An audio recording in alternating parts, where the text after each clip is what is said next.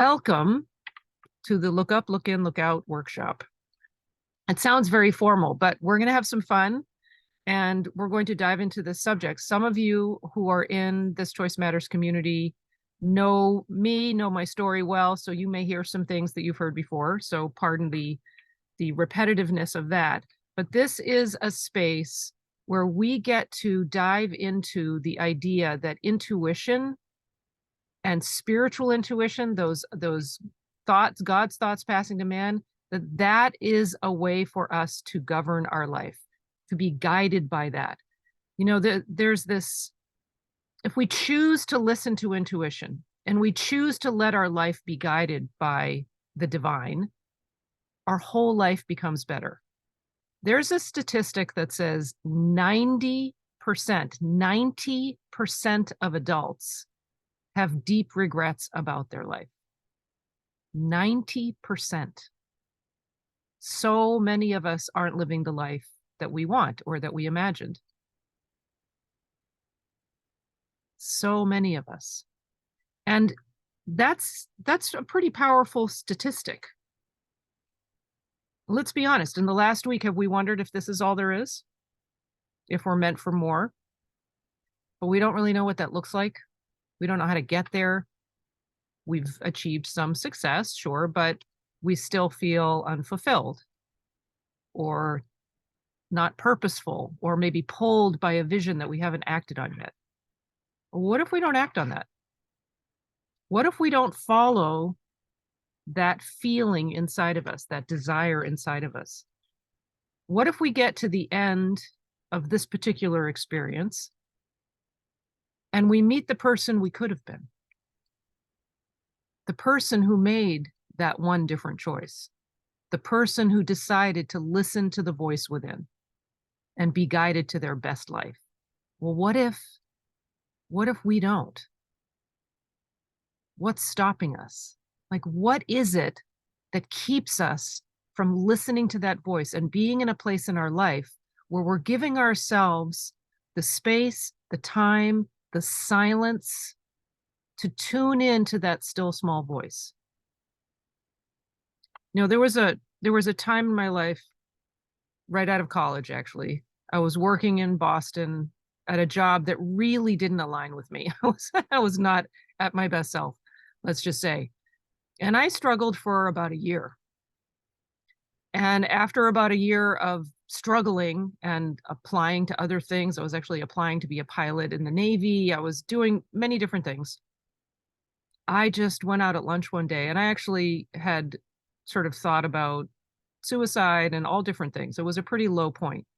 Went out at lunch one day just sobbing, just like, this can't be my life. And you know, there may be some of us who feel that way now. There may be some of us who feel so distraught about our circumstances that we just are at our wits' end. Well, I was. And I went out at lunch and I went and sat by this fountain and I just prayed. I just said, God, there has got to be more to my life than this. You know, what do you want me to do? I will do anything you say. What do you want me to do? I'm here to serve you. Use me. I will do whatever you say. And I heard a voice. You'll be in Boston for a while. I thought, what is that? That's not an answer. That doesn't tell me what I'm supposed to do. It's like, I think I said, you know, I want you to make it as obvious as an elephant standing on my foot. It's like, I will sweep floors at McDonald's if that's what you want me to do. You'll be in Boston for a while. It's like, that's not. And I thought, no, I said I would listen to whatever you say. That's my answer. So I thought, all right, I got up. I thought, I got to trust that. So what can I do to like show that I'm trusting that angel voice? I got up. I started walking back to work. And like 20 steps later, I ran into my old boss. And he says, where are you these days, Lisa? Because he knew I'd been struggling and, you know, kind of wondering about things. I said, that's really funny you should ask, John. I just got a really clear sense I'm going to be in Boston for a while. He said, I'm so glad to hear you say that. Come upstairs. I want to offer you a job. It was like that. I asked. I listened for the intuition. The voice of God spoke to me. I acted on it. I trusted it and I acted on it, even though it didn't make complete sense. I mean, other than the obvious, I'm going to be in Boston for a while. It didn't really flesh out the story for me. I didn't know what I was supposed to do, but I acted on it anyway, even though it was just a little bit of information. And it was exactly what I needed at the next step, which was answering that question. It's exactly what he needed to hear to say, come upstairs, I want to offer you a job. And that started a whole career in broadcasting that I absolutely loved, was completely aligned with, filled me up, challenged me, stretched me into new places. And it was all because of God. It was all because of turning to God and having the humility to listen and follow. So that still small voice guides us to our best life if we let it. I got laid off probably 5 different times during that 10 years that I was working there. And every time I did the same thing. I went right back to what I knew to be true. I'm here to serve. God, show me. What do you want me to do? Who do you want me to be? What do you want me to know? What do you want me to see? What do you want me to do? Where do you want me to go? What do you want me to say? To who? Whom? Like, let those questions inform us and see where are we going? We get to choose whether we listen to that voice. And that's one choice that can change your whole life. Choose to listen to the voice within, that built-in spiritual intuition that guides you to your best life. The still small voice, spiritual GPS, I like to call it. And we get to cultivate a way of being that ingrains this in our way of being as a way that we operate in our life, so that it's not just, oh, I'm going to choose this and I'll do this right now. But no, it's the way we are. It's who we are. It's the way we are. It's how we operate in the world. So there's another time my husband and I were looking for real estate. We were looking for our first house, and we looked for months and we found nothing, nothing that even came close to what we were looking at or wanting. And we were both praying away on our own. We finally decided together to sit down, and we did the same thing. And it always is the same process. It's look up, look in, look out. So we looked up, we said, okay, these are the qualities we want in a home. This is what we love about home, our sense of home, and very clearly qualities of the divine, spiritual qualities, and recognize that this doesn't exist out there. This exists in our thought. So we're looking in saying, okay, are we including in our thought everything that we love about home? And once we recognized that, then we kind of looked out and thought, okay, well, if it's in our thought, it has to be in our experience, because human consciousness equals human experience, according to this gentleman, Jack Hubble, who many of you know the name of, a Christian Science teacher. And if human consciousness equals human experience, and this is what our sense of home is in consciousness, and we get to claim that. We get to claim that this is a law. This is inevitable, that if it's held in consciousness, it's going to be in our experience. Well, we acknowledge that law together. And as soon as we do, like seconds later, the phone rings. It's the realtor who'd been working for us for months, looking at everything on the market. He says, oh my gosh, you guys, I just found out about this house. It's not even on the market yet. Like, he was tripping over his words. He was talking so fast. I just found about this house. It's everything you guys have been looking for. And it was it was a condo, actually. It was the perfect place. Within seconds of us doing this process. It is a way of prayer. It is essentially sort of let you in on a little secret. It is the 2 great commandments. Love the Lord your God with all your heart and all your soul and all your might and all your mind, and love thy neighbor as thyself. We can't love our neighbor until we love ourselves. So look up, love God, look in, love self, look out, love neighbor. But self and neighbor, you can see in the context of the whole. neighbor meaning anything outside of you that looks like it's outside of you, which it's not. It's always in our consciousness, but stuff that looks out there. Look up, look in, look out. There's something we can look at. So today I want to do several things. I'm getting a little bit ahead of myself. I want to look at sort of look up, look in, look out, what it looks like. Look at intuition and the elements of intuition and how does it come to you, and sort of dive into that a little bit.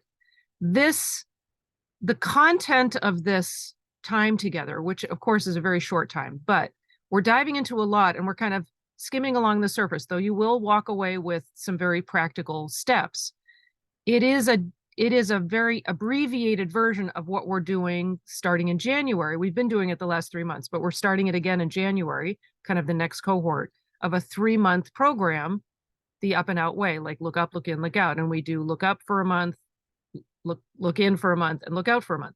So at the end of this, I am happy to sort of make a special offer to you guys for that. So I want to be really upfront with you that is something that I will be offering you at the end, because I am so invested in everybody really understanding that they can shift their life, and that doing that in a community of people, of like-minded people, is amazing. So that's coming at the end. I don't want to make it seem like there's a sort of a bait and switch thing. I'm just really invested in sharing this because it's changed my life, like completely changed my life.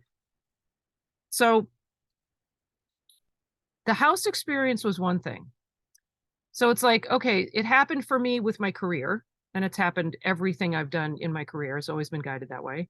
It happened with my husband and I with that first house, and it's happened with every other place we've lived, by the way. It happened with my first apartment by myself. And then there was another experience I had, there was several other, but a couple I wanted to share with you, where this following intuition process has guided me to really support other people and help others. And there was a time when this was actually a while ago. I was studying for finals in college and was in this School of Government building as one of the buildings for the classes.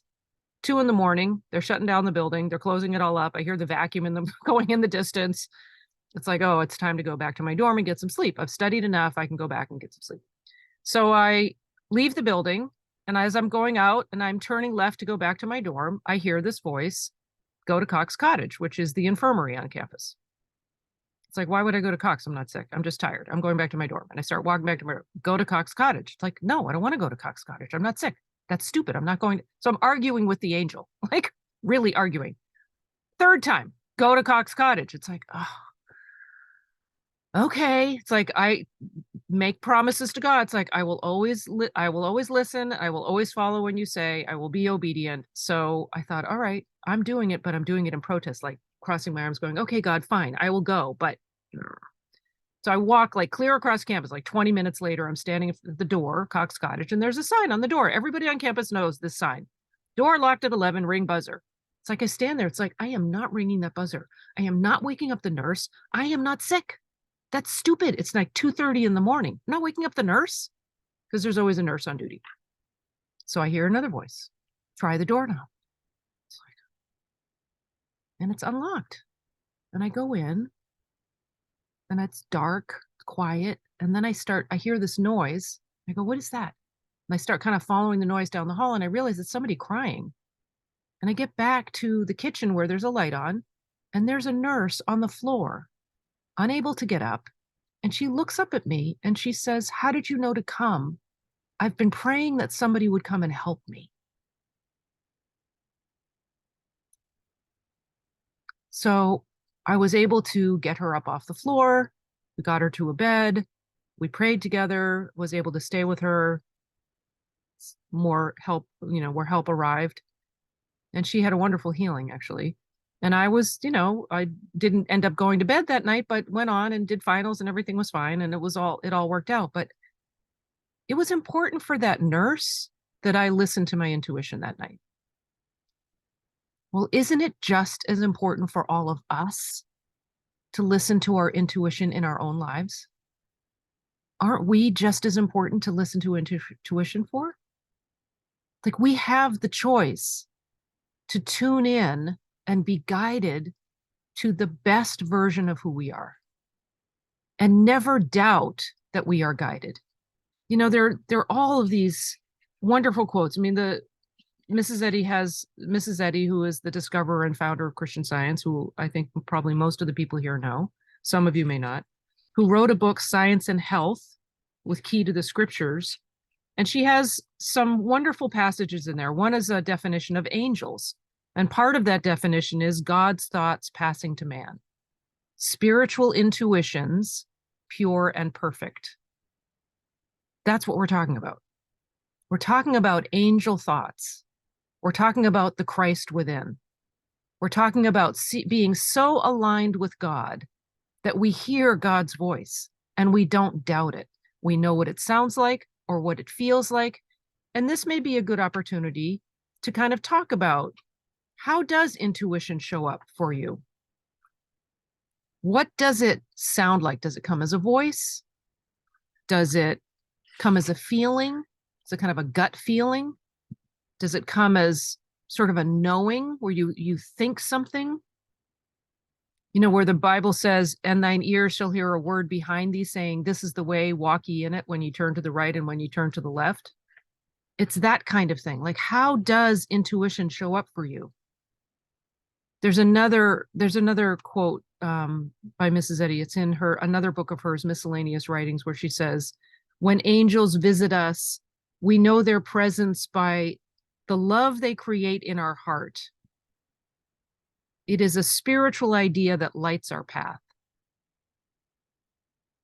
So, are we present to that? Or are we so busy that we miss it? There's a plaque that I have over the bed in the guest room that says, God whispers and the world is loud. Well, if God's whispering and the world is loud, are we quieting or turning down the volume on the world long enough to hear the whisper, to hear the still small voice? You know, how do you hear intuition? So there are different sort of elements of stillness and silence that we might want to look at. What does it mean to be in stillness and to be silent, to be watchful and calm? There's a sense of joy with it. There's a sense of freedom that comes from it. There's patience involved. There's that desire to be of service, sort of an unselfed place, a place of trust, clarity, humility for sure, being open, you know, and willing to just tune into something other than our own thinking, being willing to turn down the volume on the thoughts that are churning in our head all the time. Are we willing to turn it down? There's another story I want to tell you, actually. This was just recently. I was at a conference. I was giving a talk, actually. I was giving this talk. Well, a version of this talk, a much shorter version. I was giving a talk on LookUP, LookIN, LookOut, and intuition and following that still small voice at this big conference, and hadn't seen my husband much. We had gone together and I was very busy in the conference and doing things. And this was a night where we were going to spend time together because all my other nights had been filled, and we finally had some time we were going to spend together. And went down and ordered some like takeout, and it took forever to get this takeout at the hotel place. And we were just like, what is taking so long? It's like taking forever. Finally, that was done. And I had seen a couple of friends from the conference and gone over and talked to them at the bar. And finally our food comes. And then a group of them are leaving at the same time. So I get into the elevator and they're all talking about this one person who they just adore. And they're going to go see them out on this patio, which happens to be on our floor. And I get this intuition going up in the elevator. I need to go out there. I'm thinking, what the heck? Because I'm very practiced at this. I've been doing it all my life. So I know what it sounds like. I know what it feels like. And this is what I'm leading up to for you. I know that this is an angel thought. It's like, ugh. So I don't really argue that much, but this time I was like, really? Do I have to? So I said, when I married Jay, this was 30 plus years ago, I said, listen, this is something you need to know about me. I follow my intuition. When God speaks, I follow. So I'm going to do that no matter what. He said, great, no problem. So it's nice to have a partner who understands these things. So I leaned over to him quietly and I said, I need to go out on the patio with them. I'm like getting the sign here. He said, okay. I said, I'll see you as quickly as I can.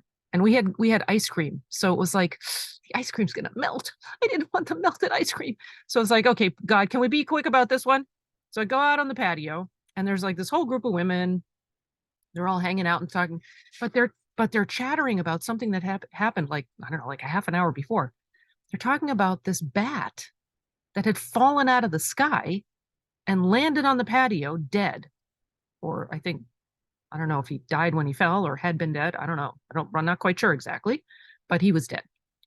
And they were very sad. And they were all talking about it. It's like, what can we do? And do we get somebody? And how do we get rid of him? And nobody wanted to touch. It was like, so there's all this conversation, a kind of hubbub about it. And they were trying to sort of get the conversation to move on because they'd been talking about it for a while. So I come in and I hear this and I think, oh, okay. So there is no death. Jesus demonstrated that. He proved the law of life. He broke the law of death, the supposed law of death. He actually broke every law. Little sidebar here. Have you ever thought about that? He broke every supposed law on planet Earth, broke the law of birth, broke the law of death, broke the law of gravity, broke the laws of time and space, broke societal laws, broke generational laws, broke rabbinical law, broke pretty much every law he came across. He broke it. Gender law, broke it all, broke all the laws because he followed God's law. He demonstrated God's law. He knew there was no death. When he raises Lazarus from the tomb, he's not dead. He's sleeping. No. Sends them all out. No, there's no death. If I believed, Mrs. Eddy talks about, if he had believed he died, he would have been right in the same mental space that all the other people were, who were wailing and sobbing about his death. He called him forth to life, called him forth to the reality of God, life. So there I am standing on the patio, and there's a dead bat, and everybody else is turned away. It's kind of on the side of this wicker thing that everybody was kind of corralled in. And I just kind of quietly go over and kneel by the bat and just loved the bat. Like the sweet was so sweet. He was like this chestnut fur. It was really soft. I was petting him and just talking to him and saying, there's no reason why you can't be your little bat self. Like I just loved this little bat. And I hadn't, up until that point, hadn't really had a great affection for bats. One had attacked me when I was a young child. But other than that, this bat was adorable and I loved it. And I just thought, there is no reason why this bat can't have its little bat experience and fly and be a normal little bat. It gets to be living its little bat life. And I just stayed with it. And I knew there was nothing stopping this bat from being a bat. There was just nothing in the way of that. And, no one's really paying attention to me. I'm just kind of down behind this wicker thing. And then, and when I was petting him, I was noticing there was no sign of anything. There was no breathing or heartbeat none of that seemed to be going on. There was a lot of evidence that would suggest dead bat. And so as I'm loving him and just praying, I notice there's a little flutter in him. And then I notice there's like a little heartbeat and a little breath and, oh, he's coming back. And I just thanked God, just got really grateful. And the next thing you know, I'm gonna get teary-eyed. The next thing you know, this little bat goes from the ground to the side of the little wicker thing, and then like drops down from that and flies out into the night and over the balcony and out into the darkness. I looked up thank you, Google. I looked up bats do not fly from the ground. It's very rare. So I was actually more impressed with that than I was with like the bat coming back from looking like it was dead. He flew up from the ground to the side of the wicker thing. Bats don't have the ability to do that. They're not built that way. They drop from a place and then go into flight. They don't launch from something and go up into flight. And I thought, isn't that amazing? He was his little bat self. But that never, and then when that happened, so I'll finish the story. I get very involved in these stories. When that happened, because I get brought right back to the moment. So I hope you're there with me. When that happened, everybody was like, oh my gosh, oh my gosh. And then I sort of walked around to where they were all sitting and sort of talking to them, said, you guys want to know what just happened? She said, like, how did that happen? So, and then I had the opportunity to just talk about God's law and life and how this is a natural thing. And that was very cool. And as soon as I had sort of briefly just given a little bit of that, it's time to go. It was like I got the memo. It's like, you're done, Lisa. You're out of here. And so what was that? 5 minutes later, 7 minutes later, I'm like off the patio and back and actually had frozen ice cream. So it wouldn't have happened if I hadn't listened to that intuition. I was there to witness divine life. I was there to be the presence of life and call that bat forward to his life, to the expression of life that was natural for him. There's no question that God was governing. I had no intention of going out on that patio. God uses us to be the presence of the divine. We are all expressions of God. We all have the voice within us. There is not one of us here, or there's not one of us listening on this recording who doesn't have that spiritual intuition, the voice within. The question is, are we tuned into it and are we listening to it? So having that place of stillness and silence, the ability to turn down the volume of the human chatter, thinking, and tune into the divine, knowing, that's a skill we can develop. It's not something either you have it or you don't. Everybody has divine intuition. It's built into who you are. There's no question, it's there. If you're not used to it, that's okay. You can become used to it. So just like cross that off the list that you're excluded. You're not excluded. You're included. And I think everybody here probably who is attracted to this would be able to kind of be at that level. But do we give ourselves the space to do that? So what do we know about sort of the elements of intuition? Let's kind of look at what are the elements of intuition. And actually, since this is a workshop, let me be, you guys now have, if you want to, you have the ability to unmute yourselves and just come up with a few things. I have a whole list of things because I've done this my whole life, and you probably have too. So let me know, what are the qualities of intuition for you? Anyone can just unmute and share if they would like to.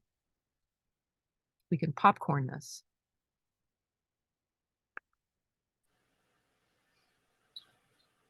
Have any brave souls? I'm here. I'm not sure why we have feedback.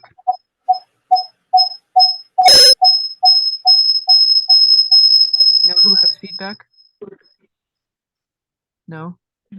Whoever's unmuted, go ahead and speak, and we'll know if you have feedback. That's me. Do I have the feedback? No, I think you're okay, Eleanor. Okay. You want to know the qualities of intuition? Yeah. How would you describe it? What are the qualities of it? The quiet assurance. I use it a lot when I'm in the field and I have a choice of where I should go. And a lot of times it's, how do I get there? Because I have a choice between going on the highway, or one night I was going to go on the highway. I thought, okay, God, how should I get home? Because there was a lot of traffic.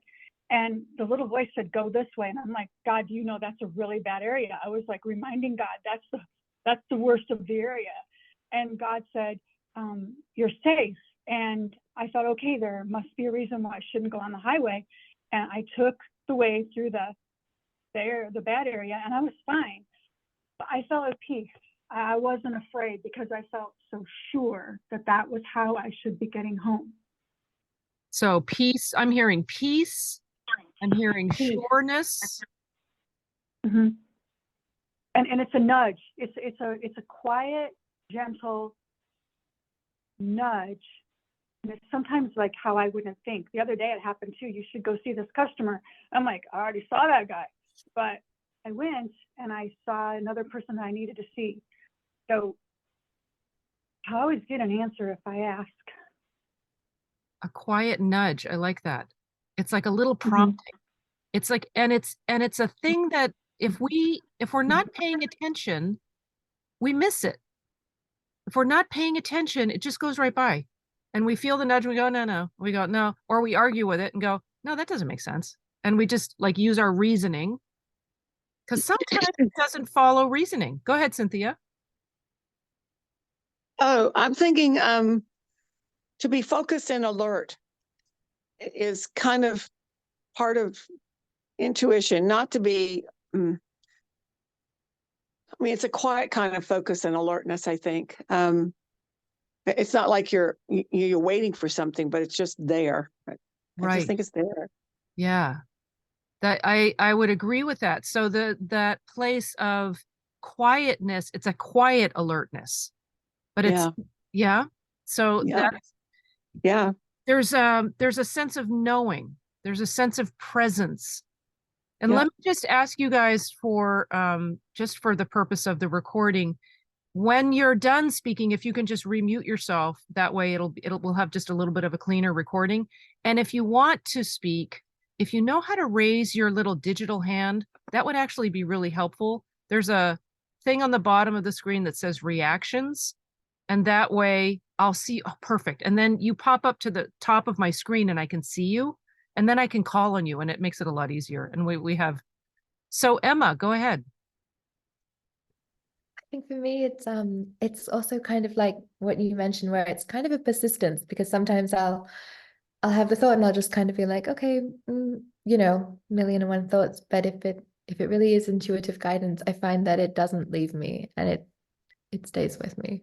That's really, I love that thought, that it keeps coming back. And I've experienced the same thing. Like I'll argue with it, comes again. I'll argue with it, it comes again.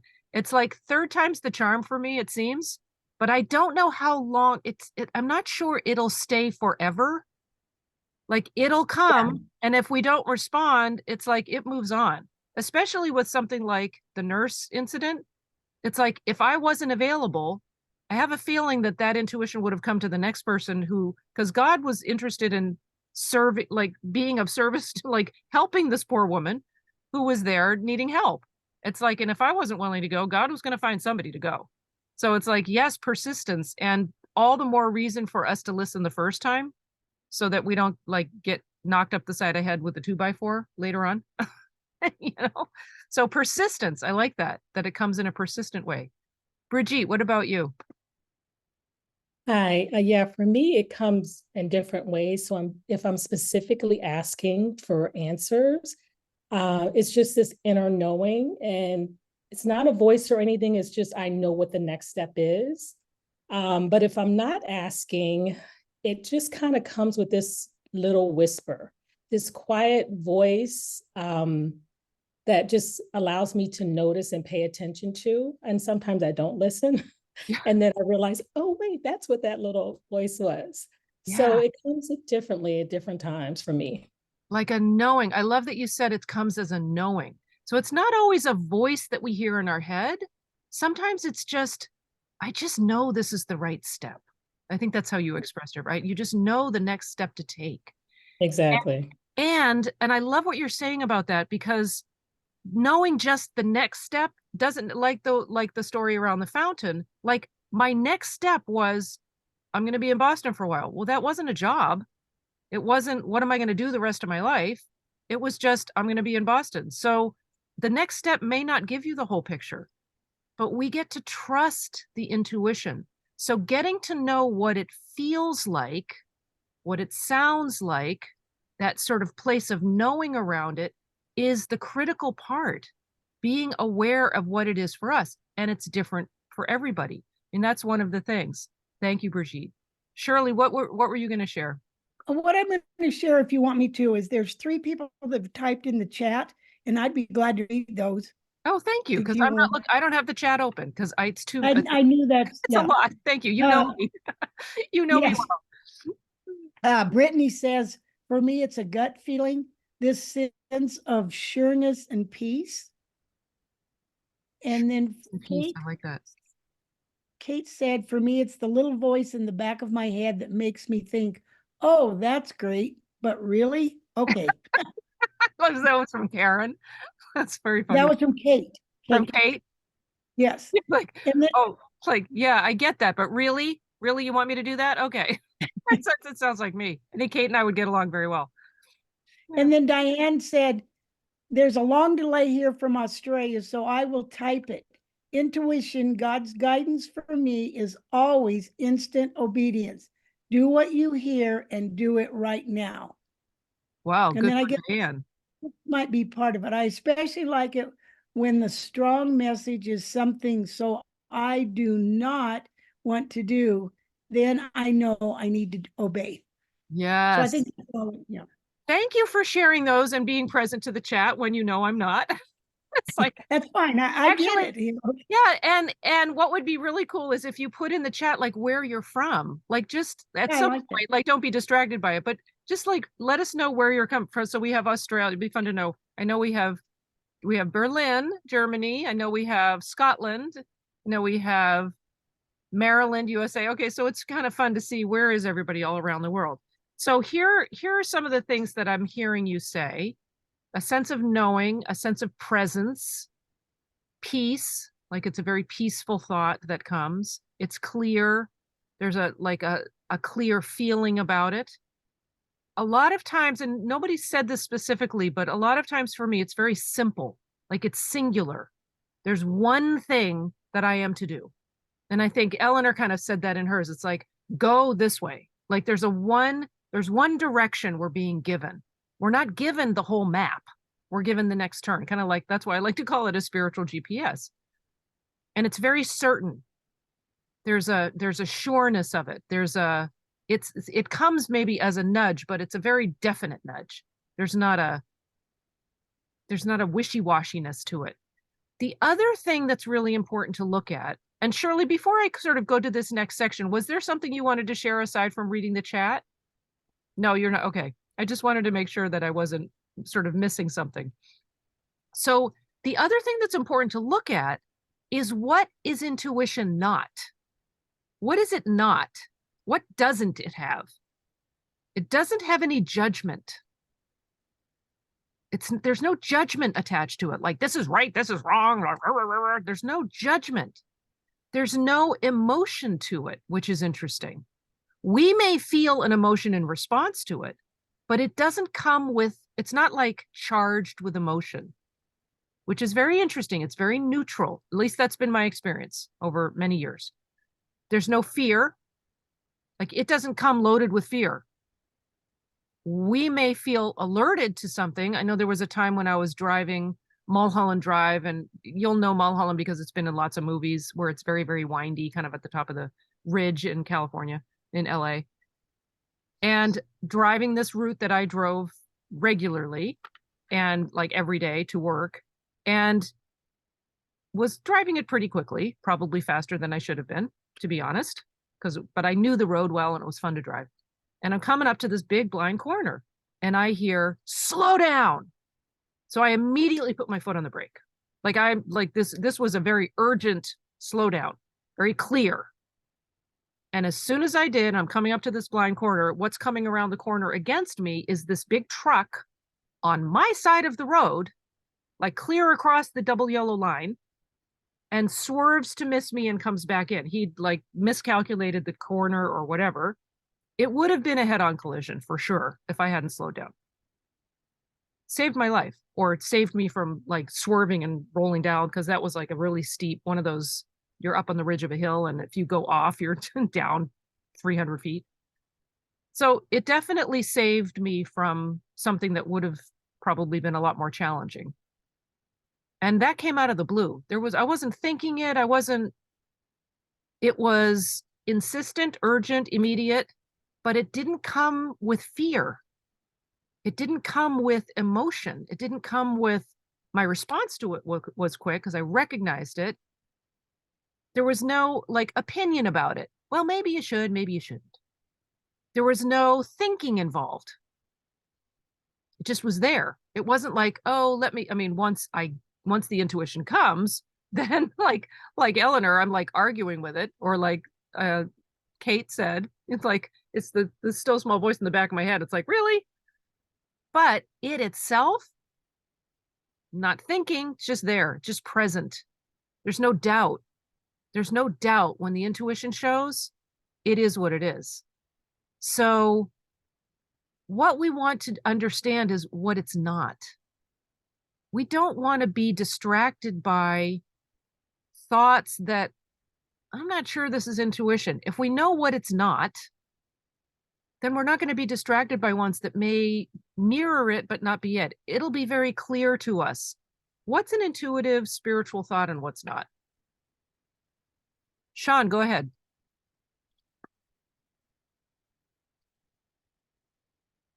You want to unmute yourself, honey? It helps to unmute. It does help to unmute. We can hear you better. I notice that often, this happens to me when I'm driving. I've had several different experiences where at one point I was driving at night and I felt like there were like 1,000 lights coming at me. I couldn't see where to go. It was all very black except for all these lights, and I was, like blinded by it. And I thought, oh my God, I'm going to die right now. I've got eight cars coming at me. And this voice says like this, go left. I mean, it was so deadpan calm, and I'm like, on the verge of death, and I hear, go left. Yeah. And I thought, okay. And I just turned the wheel. I was turning into pitch blackness, and there was a road there that I couldn't have seen. Anyway, and another time I was driving in traffic, and I was a little bit lost. I was trying to get to a lecture, actually. And the cars are zooming by me. I thought, where's the turn? There must be a turn here somewhere. And again, I heard, turn now. It comes in this deadpan kind of, while I'm all wrought up, turn now. It's just so cool. That's very cool. Well, thank you for sharing. Thank you so much. So we get to understand, what does it feel like, sound like, know, how do we know it? Tune in for a moment, just take a minute and just recognize for yourself, how does intuition show up for me? And maybe just jot down some of the qualities that you recognize are your intuitive knowing, your intuitive thought. How does it show up for you? Just make a couple of notes, jot it down.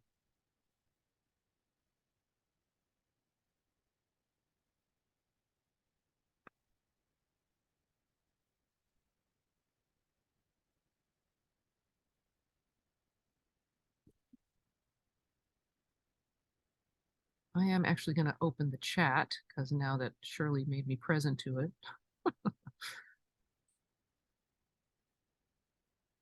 Put into the chat the one that is most prominent for you.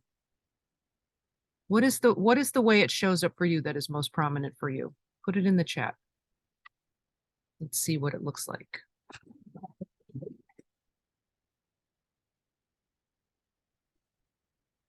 Direct, clear. You guys can type faster than that. And 2 people know how to type. Come on. Inner knowing, feeling. Okay, so some people it's a feeling. I tend to get it more in I tend to hear a voice or hear thoughts in my head. I tend to hear it. But there is that place of just knowing which way to go. So one of the things that stuck between so many things, a correct choice when stuck between many things. So a clarity, that's interesting. Like a clarity and a singularity, inner knowing, more of a feeling, a voice, certainty. Okay. So sense of peacefulness, wonderful. Yeah, brings a sense of peace. That's actually I want to follow up on that one, because when intuition comes, it comes with a sense of peace. Even if, like what Sean was saying, she was all riled up, and what it came with was a sense of peace that cuts through all the chatter and all the emotion and all of the judgment and all the stuff going on and the driving forward. Like when I literally was driving, it cut through my kind of driving to work. Slow down. There was another time when I was, and some of you have heard this, we were kind of remodeling a house, building a house, and the big rains were coming. This is LA. We were expecting kind of El Nino rains coming, and we hadn't closed off this one big open wall that was expecting a big door to be put in, like a 20-foot sliding door. And I was up on this, I don't know, 15 or 16 feet up in the air, maybe more, I don't know, but up on this roof, flat roof, draping this big tarp over the opening so that it wouldn't get all wet and ruin what they had done so far. And my husband's at one end and I'm at one end, and I'm like backing up, stretching this tarp out. Unbeknownst to me, I'm getting very close to the end of this thing, of this roof. And I hear, stop. My next step would have been off the roof. The next step. And I would have been, again, probably dealing with a lot more than I needed to deal with at that point. And I was very grateful that I responded quickly. So, like, I forget who said it in the chat that Shirley was reading. Respond quickly. I think it was Diane who said that. She hears it, she follows it, she's obedient immediately. And the more we do it, the more obedience we have, very quickly go forward. It just gets better. It gets better and better and better. So the look up, look in, look out. Look up is really that part. So this is sort of a little bit of a transition. So we get intuition. We understand the idea of intuition. We understand the idea of being led by that still small voice that is outside of our human thinking place. It is beyond us, and it comes to us when we need it, or when we tune in and ask for it, because there is that element of asking for guidance. It's not just it comes crashing through. Yes, it does, because we are protected. You know, we are anointed and we are protected. It does come crashing through, but also we can turn and ask it, who would you have me be? What would you have me know? What would you have me see? What would you have me do? Where would you have me go? What would you have me say? And to whom? So all of these questions, we get to ask the divine. We get to tune in and humbly follow. So looking up is acknowledging the power that is larger than us. I call it God, call it whatever it is that you call it, that higher power that is larger than us. Listen for guidance. Look in. Does that intuition align with our heart, with our highest self? Does it align with who we know ourselves to be? If it's not in alignment with your highest self, it may be because it's nudging you to get into alignment with your highest self. If things feel uncomfortable, a lot of times that's good, because it prompts you to get into alignment with where it does feel comfortable, which is a higher place, where then you are in alignment with that still small voice. So when you hear it or you feel it, tune in, like listen, tune in. Does this feel right to me? Does this line up for me? And then look out. Trust it, number one, and have the humility to follow it, to take a step and act on it. Don't just sit there and go, oh yeah, Yeah, I hear that. And then not do anything with it. Like, what good does that do?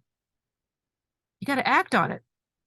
Like when you're looking at careers and choices with relationships and, what activities you're going to do, what course should I take, which person should I, at every little juncture in our life, at every single choice, we have the opportunity to use this tool, look up, look in, look out. Before we rush out and do something, look up, acknowledge God, acknowledge the all-knowing mind, acknowledge the power of God, the law of good. Look in, acknowledge your alignment with that. You are the very reflection of God. You are made in God's image and likeness, Genesis 1. And because of that, what God knows, you know. So that all-knowing is what you reflect. You can claim it. Look in and claim it. Claim it, own it. Accept the inheritance, right? The crown has been bought and paid for. All you have to do is put it on. You heard that phrase before? I love that phrase. It's like the crown has been bought and paid for. All you have to do is put it on. And how many of us don't put it on or condemn ourselves or feel like we're not worthy or feel like we're less than or, oh no, I couldn't possibly. Come on. It's your crown. It was made for you. It doesn't fit anybody else. When you look at other people wearing their crowns, go, well, that's good for them, but I can't possibly. There's a crown bought and paid for just for you that only you can wear. It's kind of like there's some movie with like, is it The Ring or something? It's like only one person can hold it, and it's also the Excalibur. Like only one person can pull it out of the stone.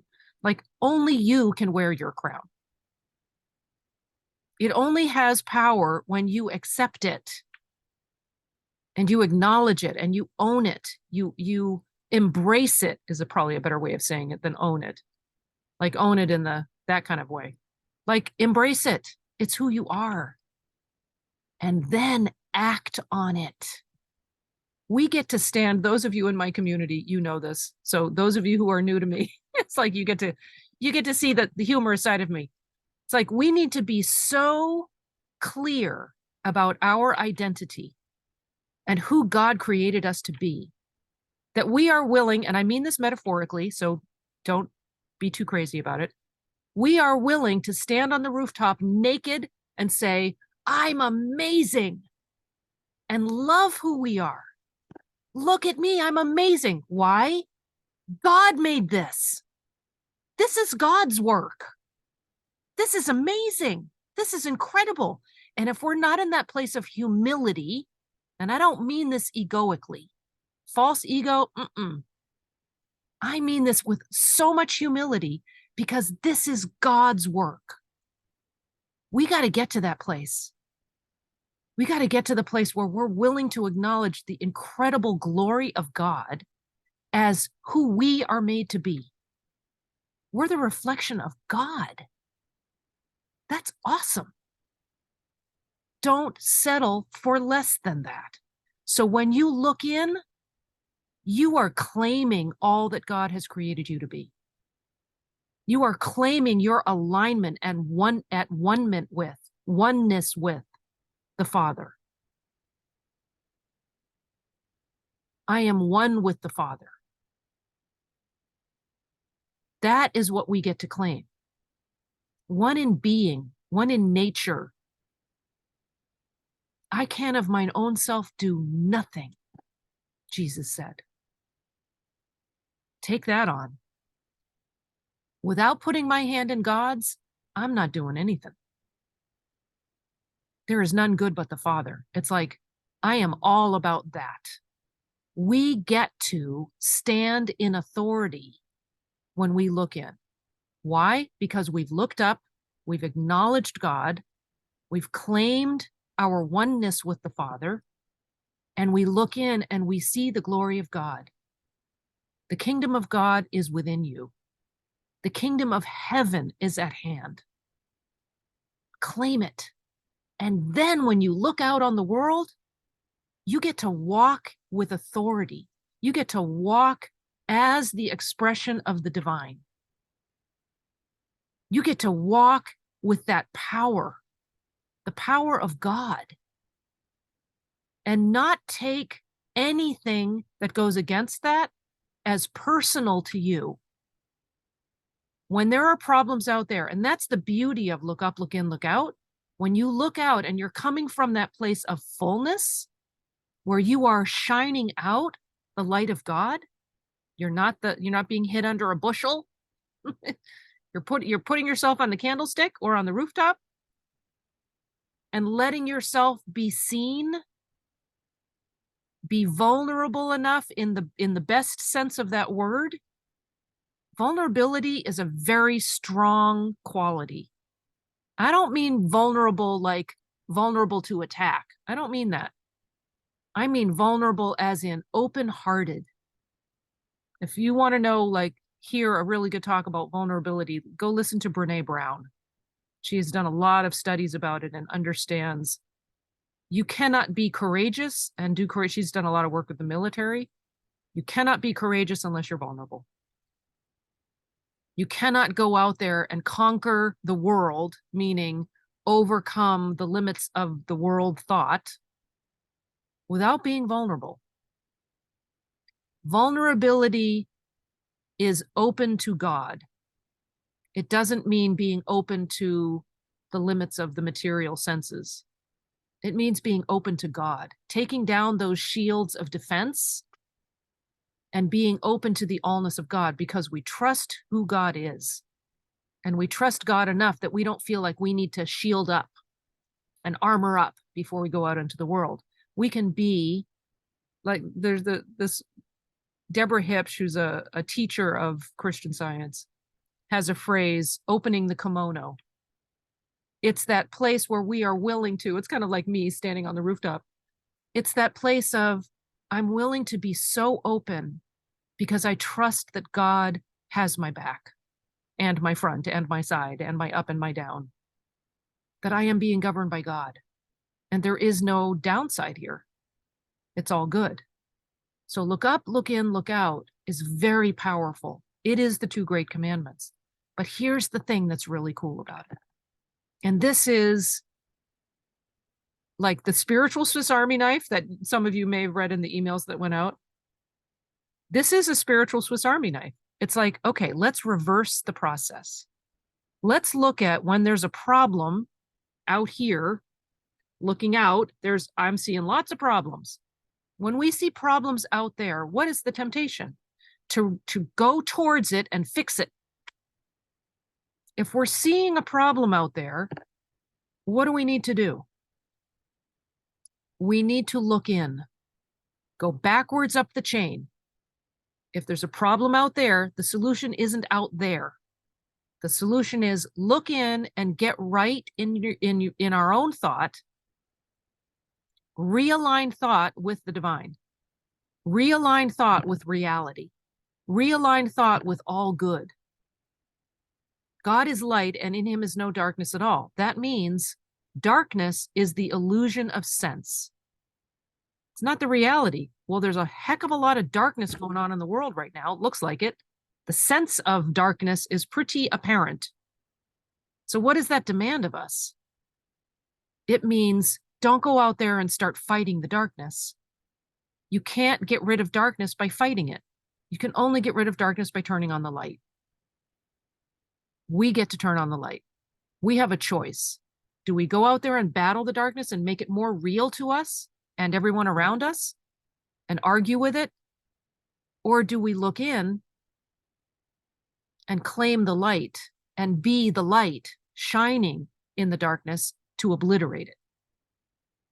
If we get wobbly when we look in and we just not really feeling secure in this, what's the next step? Look up, realign with God, reclaim your understanding of the divine. So when there's trouble out there, don't reach out, try to fix it out there. Look in. If you're still having trouble when you look in, look up. And then go backwards, come down the other way and go back out again. Every single problem you face, every challenge you'll ever face in your life, it is the same approach, this tool, this way of looking at things, this science of the Christ, Christian science is one way of looking at it.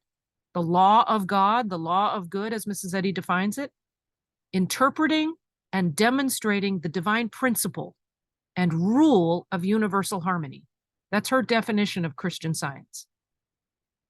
And the word Christian science, or the term Christian science, is used for a religion as well, because there is a religion and there's a whole religious organization around this term, but it is a term that is not just a religion, the way Mrs. Eddy established it. Her definition doesn't say anything about a religion.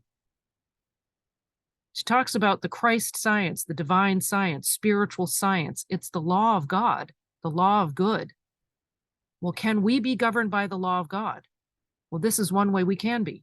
And if we get into the practice of this every day, this is the other thing that I am a huge proponent of, huge fan of, big speaker of, daily practice. 7th grade, a lot of you know the story, some of you may not. I was always very interested in God and God things and had visions as a kid and all different things.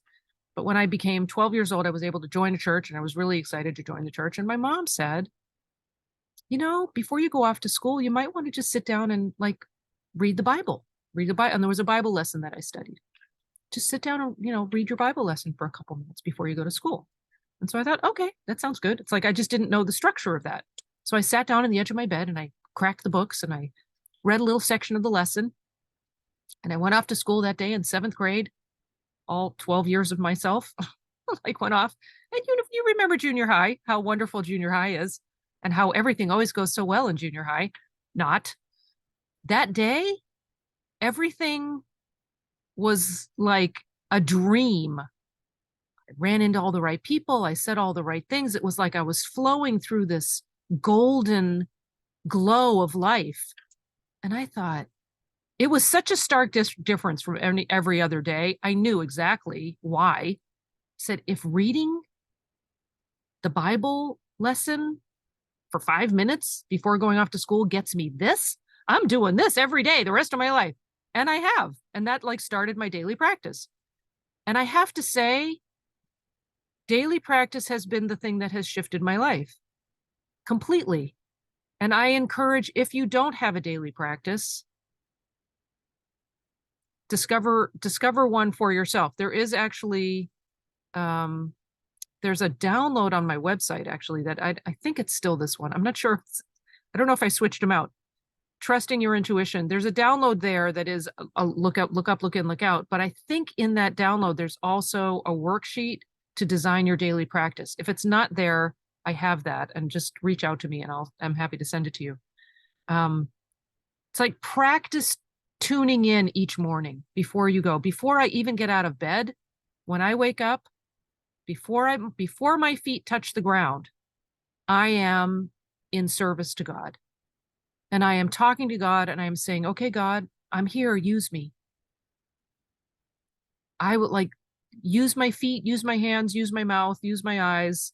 Let me be of service. Let me be the instrument of your peace. Let me be your voice. And those of you in the daily show that I do, Morning Metaphys, know that's what the show is. I've been doing it almost 4 years, every single day, Monday through Friday. It's not me. There's no way I could keep that up. Are you kidding me? There's no way. Every morning I come and I sit, I go into silence, and then I just listen, and whatever comes through, comes through. God never disappoints, I gotta say. And there are times when I get to the end of that half hour and I go, I have no idea what I just said. So those of you who aren't in Morning Metaphys or don't know about it, feel free to go to my website and sign up for the free trial. Just see if it aligns with you, because those who have been in the community for a while know the difference that it makes. In fact, there are a couple people here who have been in the community for not that long, and life has shifted. There was Emma, you've been with me for not that, what we've been working together, what, like 6 months or so? I don't know. I don't remember. Do you want to just share what your experience has been in this time? Gladly. Yeah, I think it has been 6 months. I mean, honestly, my experience has been so, I think when I joined the community, I had no idea how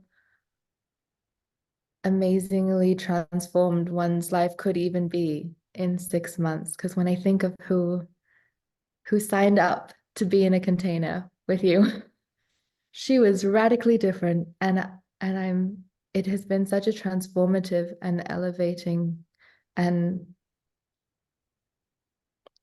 life changing in the truest sense of the word experience. And I am so grateful for it. Well, you're gonna make me So cry. Like God shows up. You know, that's the thing that's so cool. It's not about people. It's like we had, like, I think everyone was in tears this morning in Morning Metaphys, and then we had community roundtable right afterwards. It's like we were all crying. It's like God showed up so powerfully. We were all moved to tears. So it's like that experience of being in a community of people who are all pulling in the same direction and have a desire to know God and have a desire to feel the presence of the Christ and to feel the presence of the divine operating in our life and letting ourselves be shifted. It's like there's nothing better than that. And I'm the lucky one because I get to be kind of involved with everybody's transformation. So it's like I get filled up over and over and over again.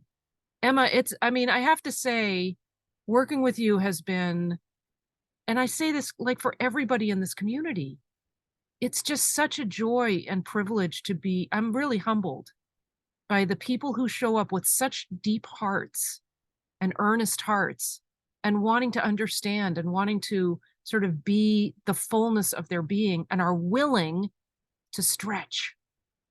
Like people who are willing to stretch, that's like, bring it on. Let's go. Like, let's lock arms and do this together. It's like, I call this spiritual warrior training. So, well, thank you for sharing, Emma. I really appreciate your sort of stepping up and sharing your experience. It's, and I think I think a lot of people would echo your sentiment. There are a lot of, there are a lot of Google reviews on the This Choice Matters Google page, Google My Business page. It's like all 5-star reviews of people who have experienced being in this community, which is really cool. So thank you for sharing. So thank you. a daily practice is such an important piece of this. And whether you do it in a community or you do it on your own, I highly recommend that you commit to it, claim your oneness with the divine, the all-intelligent mind, and choose to look up, look in, look out. I mean, we've just scratched the surface today. We've talked about what is intuition, what does it feel like, sound like, what is it to us, what is it not, how does it show up in our lives, shared a bunch of stories about it, looked at this really easy, simple 3-step approach to life that you can use in the opposite direction to find the solution. But there's no way we can cover all of this in an hour. I mean, absolutely take what we've talked about and put it into practice. And if you're interested in, like I said at the beginning, if you're interested in going in deeper, there is a 3-month kind of intensive, I'm calling it, like a 3-month short-term commitment for anyone who's interested in diving deeper and being in a community of like-minded people who really want to take this to another level and really see the effect of this in life. I'm actually going to put a link in the chat. I don't know if let me put this link in the chat. It'll take you to a page that sort of talks about this program that's starting up in January. It's starting January 10th. That's the first day. And there are a number of people who've already signed up, and there are people who are in the community who are doing it, but we're starting a new cohort. We've just done it for sort of 3 months as a sort of pilot program. I used to do it as a 6-month program, but it seems that people want to like feel the progress faster, quicker, so that they know, oh yeah, this is the path I'm on. So I'm going to put a link in the chat. And here's what I would love to offer you guys, because you showed up. For those of you who showed up here live, and for those of you on the recording, because I'm only going to let the recording be out there for like a couple days. So if you're seeing this live or if you're on the recording, this applies to you. I'm going to offer you a really special, like discounted holiday price. I don't know, whatever. If you pay in full, you get it for like a third off. If you need to do monthly, that's fine. You can pay the three amounts. But if you pay in full, I'm going to offer you several bonuses because I want you in the community that badly. So if you sign up and you pay in full at the discounted price, I'm going to throw in Morning Metaphys. So you get the daily show in there. And I'm going to throw in, what else did I want to throw in? There were like 3 things. It's on the page. I'm going to throw in that. Oh, I know. I added something today because I thought, you know what? I need to throw this in there. This is like a $1,000 thing. It's called the Intuition Chronicles. It's season 1 of a series that I did, a series of interviews I did about intuition. It's called the Intuition Chronicles, and it's sold for like $9.99. That's a bonus. If you sign up, you get that bonus. You get Morning Metaphys. So you get daily support, half an hour every Monday through Friday. Plus you get the program, which is 3 months, Look Up, Look In, Look Out. And we meet twice a month doing sort of this, the Look Up, Look In, Look Out part. There's also a Q&A session once a month. There's also a foundation meeting at the beginning, which we sort of introduce the whole idea. And then there's a private at the end of the 3 months so that we can just touch base and I can just make sure you don't have any questions or you have a path forward after that. Like you feel like you're set up for success. Because I don't ever want anybody to feel like they come into this community and then leave kind of not knowing their direction. Like you are always governed by God. And I'm here to like support that idea in you so that you know that securely. So I invite you to click the link, sign up. I really look forward to those of you who are committed. Don't sign up if you're not committed. Don't sign up if it doesn't feel right to you. Sign up if you really love this science, if you really love following God and being tuned into the highest version of you so that you know this is what is governing your life. And you're not tuning into other influences and other things. We're very practical, I must say. We're very real. There is no question that that's a bad question. You know, people say, I don't have time, I don't have money. It's like, well, if you don't have the time and the money to put God first, then this probably isn't for you. And I mean that very sincerely. It's like, if you're not at a point in your life where this is important, then it's not the right program. But I'm assuming because you showed up here, you already are this kind of person who's invested in this idea. And those of you in the community, if you want to say anything in the chat to just let people know how much it means to you, that's the other kind of bonus I could throw in. Ooh, you know what? I want to give it all away. I'm going to give it all to you. I'm going to give it all away. There's another thing we do called prayer and practice, which is, it ends up being a lot of meetings, not a lot, but it ends up being more meetings a month. But it is a really powerful place where we practice, we do case studies. We practice doing these things with each other and ask the tough questions and see, okay, how do we handle this? We identify the issues. What issues are we facing? We go into silence and listen for the intuitive guidance and the answer, the spiritual intuition, the answer from God. And then we share ideas about that. So it's really an amazing community. I love the people in here. If you're interested, you feel like it's aligned, please take advantage of this because in 3 or 4 days, the price is going up and then January it goes up again. So if you want to dive in now, and then you're grandfathered in at that rate. And those of you who are already Morning Metaphys subscribers, not guests, subscribers. If you were a subscriber as of December 1st, you guys get the founder's rate.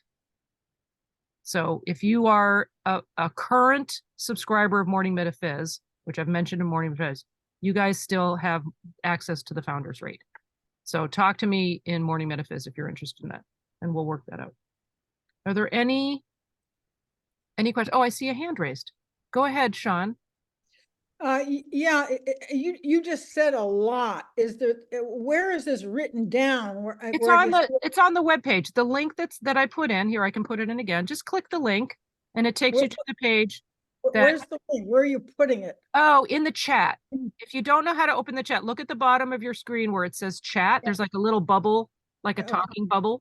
Click on that and a little panel will open and you'll see a link in the chat. It's the last thing you'll see. I can post it again. So all the deals and everything you just offered is in this link? Yeah. Yeah, you'll see. So it's the bonuses go with the kind of the people who sign up right away and want to do kind of the pay in full. The monthly, if I'm financing you being in it and that you're doing it monthly, it doesn't include the bonuses, but you still get the program, obviously. The program is the big part. The bonuses are for those who, really want to dive in and commit now and say, Lisa, yeah, I'm all in. Yeah. there's a mistake in the link. It should be HTTPS. Oh, look at that. Thank you. Let me go to my little note. I must not have copied it. Oh, you are correct. I did not copy it fully. One moment. Let me go all the way. Thank you for correcting that. I appreciate that. So here's what I'm going to do. I'll put it back in. So here's the link. Now it's a link. You can see it. I'm putting it in multiple times, so you'll be able to see it in the chat. That's the full page. And at the bottom of that page, it gives you an option, 1 pay or 3 pay. If you do the 1 pay, you get all these bonuses. Right? I don't know if that's clear, but it's, if you're an early bird, you'll see early bird special, like early bird bonus or something. I forget what I said. So any questions about all of that? Are there, well, before, I don't want to end on this note of but I just want you all in the community. But aside from that, are there any questions about today, about the workshop? Any questions, any comments, any ideas that you want to share? Sean, you have your hand raised. Is that from before? That might be from before. I'll lower your hand just in case. No questions. We covered this topic. Everybody's good. I just went to the page and I still don't see any actual money. Look at the bottom. Go scroll all the way to the bottom. I'm not at the bottom? I'm not obvious about buy. I'm like, it's more subtle. It's at the bottom of the page. That's cool. I want you to actually read about it and see, does this align? Are you interested? I didn't get all the way to the bottom. Okay, thank you. Okay, no worries. No worries. It's there.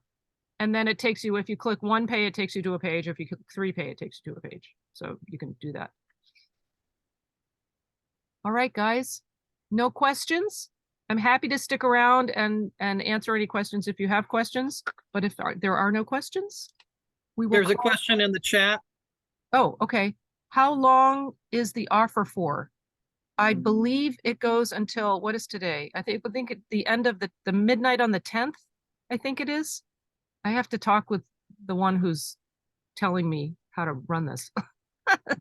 That would be God. No, there's a person helping me with how this all the technology of it, which is not my bliss. So I believe it is the 10th. It is midnight Pacific time. Let's call it, let's say Pacific time, midnight on the 10th. Pacific. I'll just call it midnight on the 10th. And if it's not that, I'll figure it out. So that gives you enough time to pray about it. Pray about it, see if this is right for you. But I really encourage you, if you have any inkling that this might be for you, I cannot emphasize enough how moved people have been in the community and how I've just seen lives transformed. I've seen people, there's one woman who was on 7 different medications. She's off of all her medications. She was having trouble walking and she's now walking every day. Just people transforming their lives, people feeling like they were really limited and doing things that they thought, well, that's in the past for me. Like claiming their life again and getting reinvigorated and having a vision for their life, not sitting back and going, well, I guess this is all it is. I mean, I guess this is all I get. So I'm so reaffirming to hear everyone's way of hearing. Yay. Thank you. Thank you for sharing. All right. Well, so much love, you guys. Thank you all for being here.